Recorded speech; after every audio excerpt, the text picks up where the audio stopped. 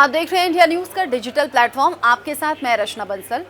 रूस और यूक्रेन के बीच में जो जंग छिड़ी हुई है उसको अब करीब 15 महीने हो गए हैं और इन 15 महीनों में हमने हर तरह से बर्बादी और तबाही की तस्वीरें देख ली हैं। यूक्रेन लगभग बर्बाद हो चुका है, लेकिन यूक्रेन के जो रहने वाले यूक्रेन के लोग थे वो भी बाहरी देशों से जो मदद मिली वो भी, रूस को हर तरीके से माकूल जवाब देने की कोशिश भी है और कहीं से कहीं तक भी ज़ेलेंस्की नहीं चाहते कि वो घुटने टेकें। और इसी जाबाजी में या ये कहिए कि इसी युद्ध में लाखों लोगों की जान जा चुकी है। जो आंकड़ा है अभी तक रूस और यूक्रेन के बीच ये जो युद्ध छिड़ा हुआ है, करीब 3 लाख लोग जान गंवा चुके हैं और 3 लाख सैनिकों की जान का जाना ये बहुत बड़ी क्षति किसी भी देश के लिए होती है। उन देशों के लिहाज से भी सोच कर देखिए जो कि यूक्रेन की मदद के लिए पैसों की, हथियारों की, सैनिकों की, हर खाने पीने की चीज़ों की, ज़रूरी सामान, दवाइयों की, हर तरह की मदद भेज रहे हैं। अब इस बीच एक अलग सी खबर निकलकर सामने आई, मुझे लगा कि आपके साथ साझा करनी चाहिए, क्योंकि इससे पहले युद्ध की तस्वीरें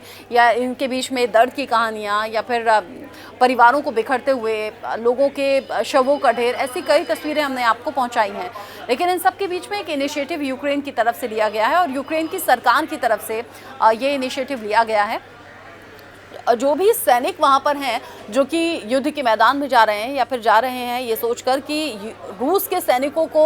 वापस खदेड़ना है और अपने ऊपर हुए, अपने देश के ऊपर हुए अटैक का बदला लेना है, उन सैनिकों को चुना जा रहा है कि आप अपना स्पर्म फ्रीज करवाइए। ये उन फैमिलीज़ के लिए भी हो रहा है जहाँ से अगर कोई मेल शख्स है जो कि सेना में भर्ती हो रहा है फिलहाल मौजूदा हालात को देखकर, क्योंकि वेल ट्रेंड सैनिक ही नहीं बल्कि आम घरों से भी उठकर कई पुरुषों ने, इनफैक्ट कई महिलाओं ने भी हथियार उठाए हैं। रूस यूक्रेन के बीच इस युद्ध में ऐसी कई तस्वीरें सामने आई हैं। लेकिन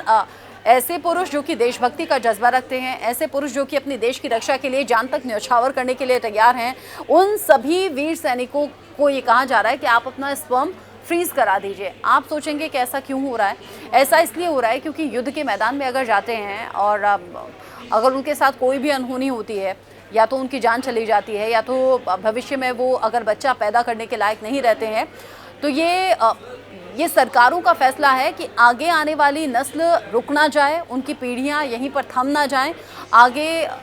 बच्चे होने में कोई दिक्कत ना हो या फिर देश की आबादी को लेकर ये बड़ा ख़तरा ना हो, या फिर अगर